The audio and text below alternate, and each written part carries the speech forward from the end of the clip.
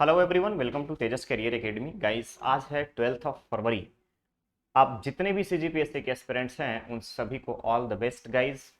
ठीक है, अच्छे से पेपर लिख करके आना, अच्छे से पेपर मस्त। सबसे पहले इंपॉर्टेंट चीज ध्यान रखिएगा, इंस्ट्रक्शन को ध्यान से जरूर पढ़िएगा। ठीक है, इंस्ट्रक्शंस को ध्यान से जरूर पढ़ लीजिएगा। ओके, तो आप सभी जितने भी ऐसे सीजीपीएससी के एस्पिरेंट्स जो आज पेपर देने जा रहे हो, पेपर 1 पेपर 2 दोनों आज होगा। और आज अगर जितने भी ऐसे स्टूडेंट जिनकी तैयारी कंप्लीट हो गई है उनको तो बहुत बहुत शुभकामनाएं। जिनकी नहीं भी हुई है वो भी टेंशन ना लें, बेस्ट ऑफ बेस्ट अपना प्रोवाइड कीजिएगा पेपर में। आप सभी को ऑल द बेस्ट। चलिए शुरुआत करते हैं छत्तीसगढ़ समसामयिकी के आज के इस सेशन का। सबसे पहले हम यहाँ पर देखेंगे क्वेश्चंस को। पहला क्वेश्चन यहाँ पर रखा गया है, खेलो इंडिया यूथ गेम्स की व्यक्तिगत श्रेणी में, ध्यान से देखिएगा, खेलो इंडिया यूथ गेम्स की व्यक्तिगत श्रेणी में किस मलखंभ खिलाड़ी ने रजत पदक जीता है।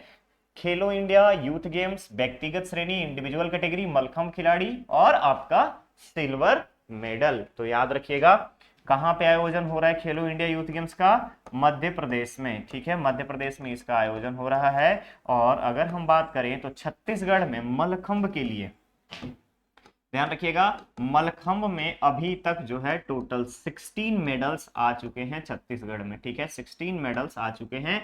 इन 16 में से 1 गोल्ड, 1 सिल्वर और 14 ब्रॉन्ज मेडल हैं। ध्यान रखिएगा, 14 ब्रॉन्ज मेडल हैं। तो व्यक्तिगत श्रेणी में अगर हम आपसे बात करें मलखंभ के लिए, तो व्यक्तिगत श्रेणी में राकेश कुमार वर्दा ने, याद रखिएगा, राकेश कुमार वर्दा ने रजत पदक जीता है व्यक्तिगत श्रेणी में। लेकिन वहीं पे ऑल इंडिया की कैटेगरी की अगर हम बात करें तो ऑल इंडिया कैटेगरी में उन्होंने स्वर्ण पदक जीता है। इनके साथ साथ ऑल इंडिया कैटेगरी में ही ध्यान रखिएगा मोनू नेताम ने कांस्य पदक जीता है। ठीक है, मोनू नेताम ने मलखंभ में कांस्य पदक जीता है। इसके अलावा सेम अगर हम इंडिविजुअल कैटेगरी की बात करें व्यक्तिगत श्रेणी में, तो संतोष सोरी ने व्यक्तिगत श्रेणी में कांस्य पदक जीता है।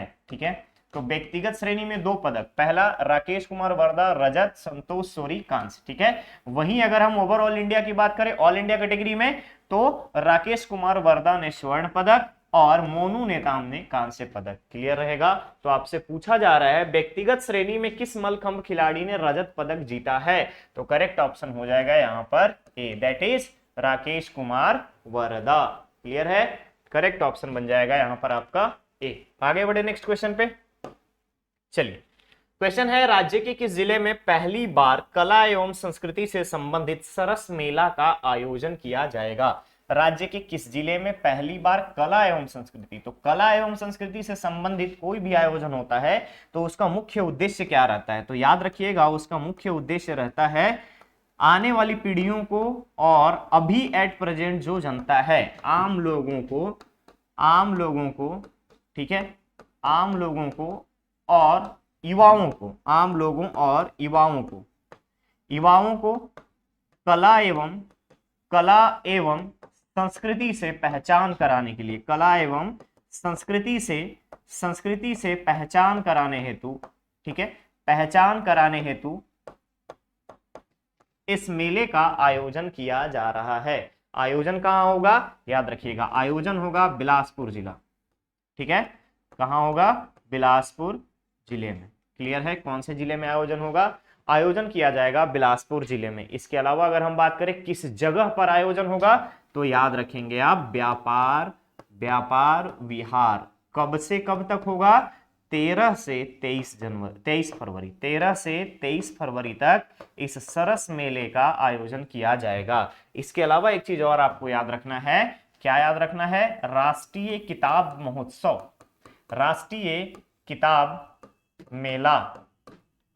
मेला और इसके साथ साथ 20वां राष्ट्रीय, ध्यान रखेंगे, 20वां राष्ट्रीय किताब मेला और छत्तीसगढ़ साहित्य महोत्सव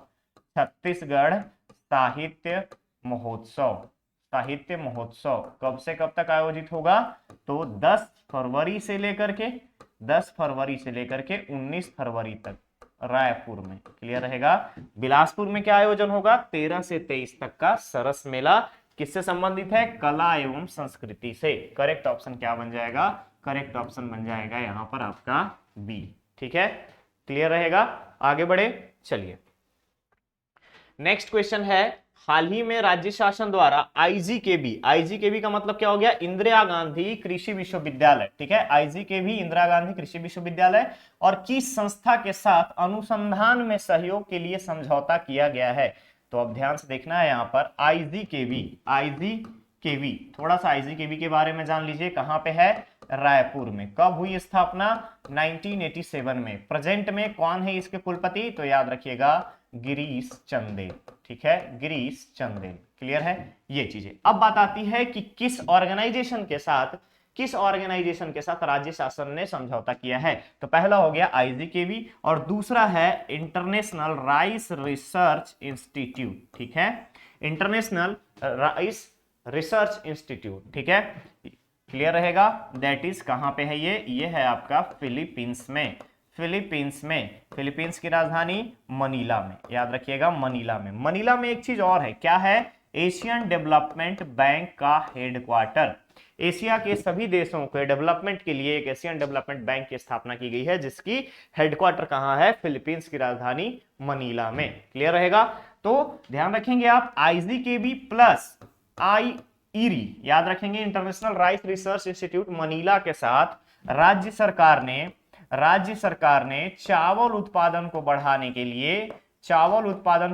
के लिए और साथ ही साथ चावल में टेक्निकल एग्रीकल्चर की बात करें, तकनीकी खेती को विकसित करने के लिए इन दो संस्थानों के साथ अनुसंधान हेतु सहयोग के लिए समझौता किया है। ठीक है, क्लियर रहेगा। अनुसंधान में सहयोग के लिए समझौता किया है, दैट इज एमओयू साइन किया है। तो कौन सा इंस्टीट्यूशन है, ईरी, फिलीपींस मनीला में। तो याद रखिएगा अंतरराष्ट्रीय चावल अनुसंधान संस्थान कहां पे है, फिलीपींस, राजधानी कहां है, मनीला। यहीं पे एशियन डेवलपमेंट बैंक का हेडक्वार्टर भी है। तो करेक्ट ऑप्शन बनेगा आपका यहां पर सी। आगे बढ़े नेक्स्ट क्वेश्चन पे, चलिए दूसरा क्वेश्चन है छत्तीसगढ़ हर्बल ब्रांड। ध्यान से देखेंगे आप, छत्तीसगढ़ हर्बल ब्रांड द्वारा उत्पादित उत्पाद की गुणवत्ता की जांच हेतु राज्य में कितने गुणवत्ता परीक्षण प्रयोगशाला का शुभारंभ किया है। तो छत्तीसगढ़ हर्बल ब्रांड की अगर हम बात करें तो छत्तीसगढ़ हर्बल ब्रांड में सबसे पहले आता है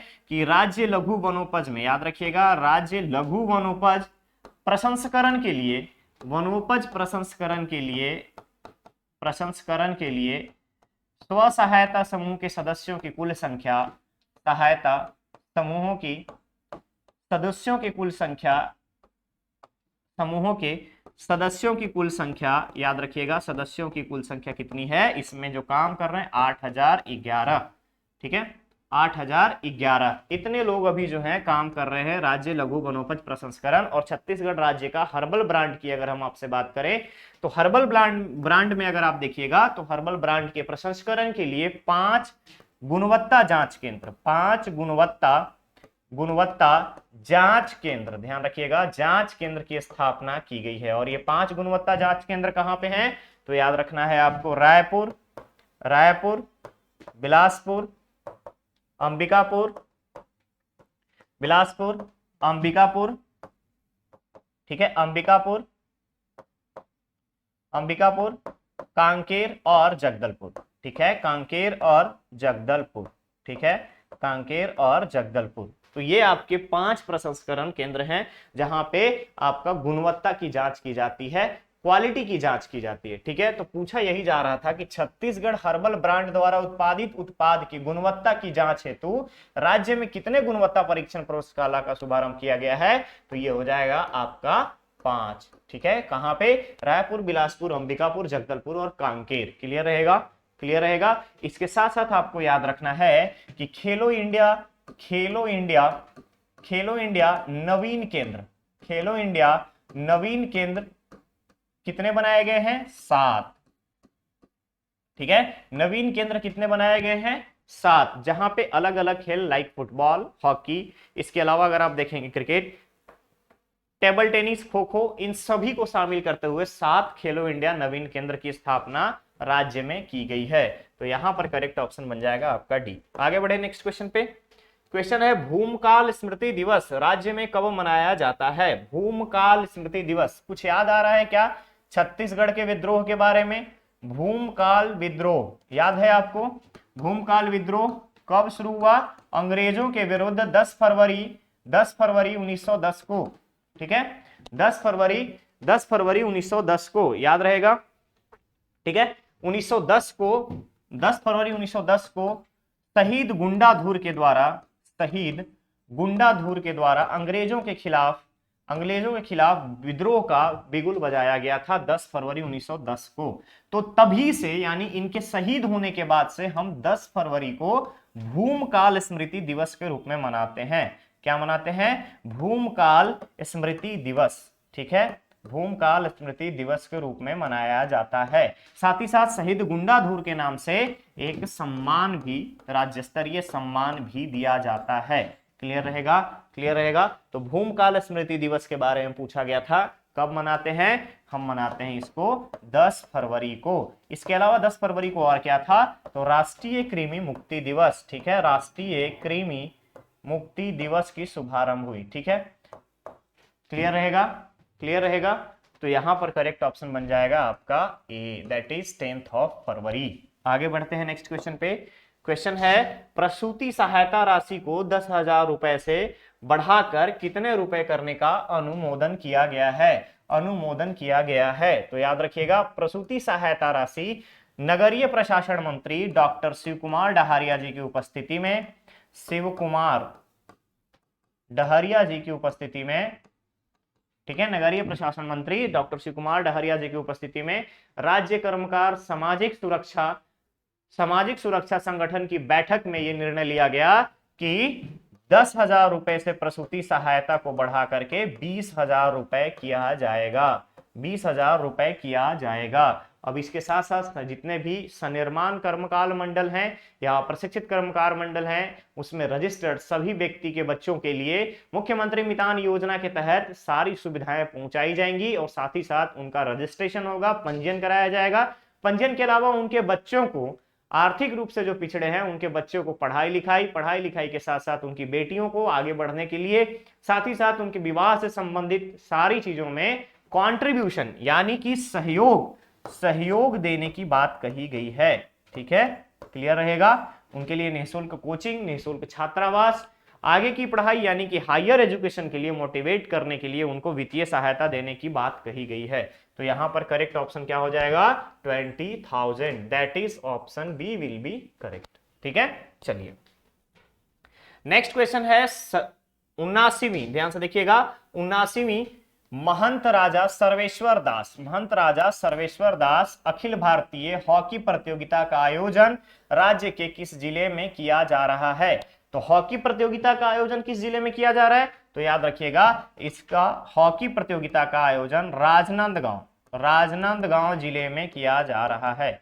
ठीक है, राजनांदगांव जिले में किया जा रहा है। तो इस प्रतियोगिता के आयोजन समिति का अध्यक्ष कौन है? तो ध्यान रखिएगा, आयोजन समिति का अध्यक्ष वहां के कलेक्टर डोमन सिंह जी हैं। ठीक है, डोमन सिंह, याद रखिएगा, डोमन सिंह कौन है ये?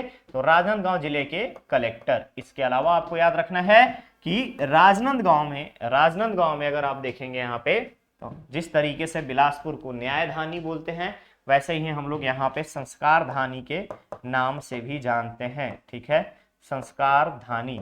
ठीक है, इसके अलावा आयोजन में यहाँ पर झारखंड पुलिस टीम को हराते हुए विजेता कौन बना है? आयोजक कमेटी की टीम। ध्यान रखिएगा, आयोजक टीम। ठीक है, क्लियर रहेगा। तो यहां पर पूछा जा रहा था कि किस जिले में आयोजन हो रहा है? तो राजनांदगांव जिले में हो रहा है। राजनांदगांव जिले में ही आपको एक चीज और याद रखना है, डोंगरगांव में इंदिरा गांधी जी की प्रतिमा स्थापित की गई है। इसके अलावा अगर आप डोंगरगढ़ की बात करें, इसके बाद अगर आप देखेंगे तो डोंगरगांव में अगर हम बात करें तो वहीं से मोबाइल मितान योजना के सदस्यों को एक जिम्मेदारी दी गई मोबाइल मेडिकल यूनिट की। ठीक है, मोबाइल मेडिकल यूनिट की। तो क्वेश्चन में आपसे था कि कहां किया जा रहा है, तो ऑप्शन हो जाएगा राजनांदगांव। आगे बढ़े, नेक्स्ट क्वेश्चन है केरल के तर्ज पर छत्तीसगढ़ में कहां फ्लोटिंग राफ्ट राइड की शुरुआत की जा रही है। Floating raft ride, floating raft ride में क्या होता है, बांस के बने हुए, याद रखेंगे आप, बांस के बने हुए नौका, बांस के बने नौका, और इसके लिए कौन तैयार करेगा, तो वहां के ग्रामीण युवकों को, ग्रामीण युवाओं को इसकी प्रशिक्षण दी जा रही है। ठीक है, युवाओं को प्रशिक्षित किया जा रहा है, प्रशिक्षित किया जा रहा है। और एक चीज और ध्यान रखना है, केरल के बाद छत्तीसगढ़ जो हो, छत्तीसगढ़ जो होगा वो देश का दूसरा राज्य होगा जहां पे फ्लोटिंग राइड की सुविधा, फ्लोटिंग राइड की सुविधा प्रोवाइड की जा रही है। क्यों, पर्यटन को बढ़ावा देने के लिए, पर्यटन को बढ़ावा, पर्यटन को बढ़ावा देने के लिए। ठीक है, क्यों पर्यटन को बढ़ावा देने के लिए, कहां, कांगेर वैली राष्ट्रीय उद्यान। ठीक है, कांगेर वैली राष्ट्रीय उद्यान, कांगेर वैली राष्ट्रीय उद्यान। और कांगेर वैली राष्ट्रीय उद्यान में कहां, इंद्रावती नदी या कहीं और, तो याद रखिएगा कैलाश झील में, कैलाश झील। ठीक है, ये चीज आप याद रखेंगे। पर्यटन को बढ़ावा देने के उद्देश्य से कांगेर वैली राष्ट्रीय उद्यान के कैलाश झील में देश का दूसरा राज्य, पहला केरल, बांस के बने नौका, ग्रामीण युवाओं को प्रशिक्षण। इससे क्या होगा, ग्रामीण युवकों को यहाँ पे रोजगार के अवसर भी मिलेंगे। तो करेक्ट ऑप्शन क्या बन जाएगा, करेक्ट ऑप्शन बन जाएगा आपका बस्तर, करेक्ट ऑप्शन बनेगा बस्तर।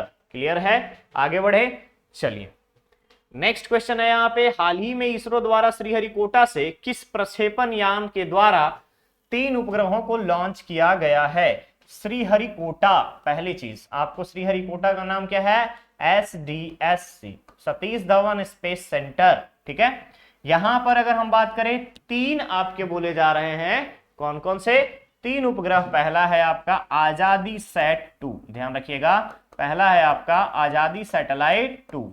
ठीक है, सेट 2, इसके बाद EOS 07, इसके बाद एक USA की सैटेलाइट जिसका नाम है जुनाज, जुनाज 1।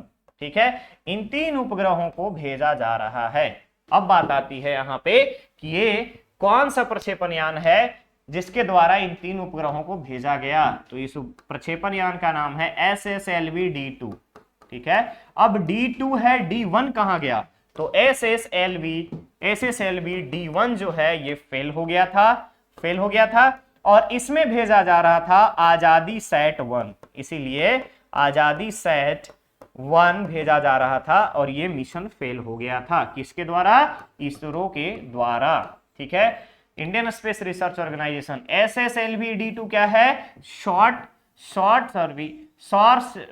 Satellite launch vehicle, short satellite launch vehicle. ठीक है, लॉन्च व्हीकल इसका नाम है, short satellite launch vehicle SSLV D2। Clear रहेगा, क्लियर रहेगा। कौन कौन से उपग्रह भेजे जा रहे हैं सैटेलाइट, आजादी सैट 2, EOS 07, USA की जुनाज 1। ठीक है, करेक्ट ऑप्शन क्या बन जाएगा, ए, SSLV D2 के माध्यम से 3 उपग्रहों को भेजा जा रहा है सतीश धवन स्पेस अंतरिक्ष केंद्र श्रीहरिकोटा से। श्रीहरिकोटा कहां पे है, आंध्र प्रदेश में। चलिए नेक्स्ट क्वेश्चन है, हाल ही में जारी ग्लोबल क्वालिटी इंफ्रास्ट्रक्चर इंडेक्स 2022 में भारत को कौन सा स्थान मिला है। तो ग्लोबल क्वालिटी इंफ्रास्ट्रक्चर इंडेक्स कौन जारी करता है, तो इंटरनेशनल स्टैंडर्ड ऑर्गेनाइजेशन के द्वारा, इंटरनेशनल स्टैंडर्ड ऑर्गेनाइजेशन, ठीक है, ऑर्गेनाइजेशन, पहली चीज ये आपको याद रहेगा। अब बात आती है क्वालिटी के बारे में, बात कर रहा है कि क्वालिटी इंफ्रास्ट्रक्चर इंडेक्स कितने देशों को इसमें शामिल किया गया, 184 देशों के सर्वे हुई और इस सर्वे में भारत जो है वो 10th पोजीशन पे है। याद रखिएगा 10th पोजीशन पे कौन सा है, भारत। ठीक है, वहीं पे एक चीज आपको और याद रखना है, इकोनॉमी के मामले में, वर्ल्ड इकोनॉमी के मामले में अगर हम देखें तो भारत कौन से स्थान पे है, भारत अभी एट प्रेजेंट 5th नंबर पे है। ठीक है, 5वें नंबर पे आ चुका है। क्लियर रहेगा, क्लियर रहेगा। तो आपको इस चीज को ध्यान रखना है कि ग्लोबल क्वालिटी इंफ्रास्ट्रक्चर इंडेक्स 2021 का रिपोर्ट जारी किया गया है और भारत उसमें 10th नंबर पे है, 10th पोजीशन पे है। Correct option is B. Clear. तो आज के सेशन में ये लास्ट क्वेश्चन था। अब बारी है आपके स्टूडेंट धर्मा की, जहां पे क्वेश्चन का आंसर आपको कमेंट बॉक्स में कमेंट करके देना है। पहला है quad cyber challenge. Quad cyber challenge किससे संबंधित है? क्वाड साइबर चैलेंज, तो क्या आपको पता है क्या कि क्वाड कंट्रीज कौन कौन से हैं? क्वाड कंट्रीज कौन कौन से हैं? तो यहां पे इनडायरेक्टली आपसे पूछा जा रहा है क्वाड कंट्रीज के बारे में। तो क्वाड साइबर चैलेंज की अगर हम बात करें, क्वाड कंट्रीज की स्थापना जो हुई थी 2017 में हुई थी, और इसकी संकल्पना जो कॉन्सेप्ट थी, अवधारणा थी, कॉन्सेप्ट लाया गया था जापान के पूर्व प्रधानमंत्री शिंजो आबे के द्वारा। ध्यान रखिएगा, शिंजो आबे के द्वारा 2007 में। इसका उद्देश्य क्या था? तो इसका उद्देश्य था इंडो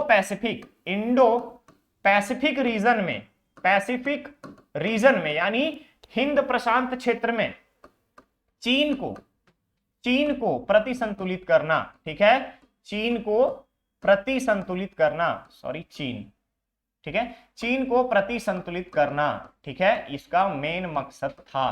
तो अब आप हमें बताएंगे क्वाड कंट्रीज के नाम, कमेंट बॉक्स में क्वाड कंट्रीज का नाम आप बताएंगे। क्लियर है?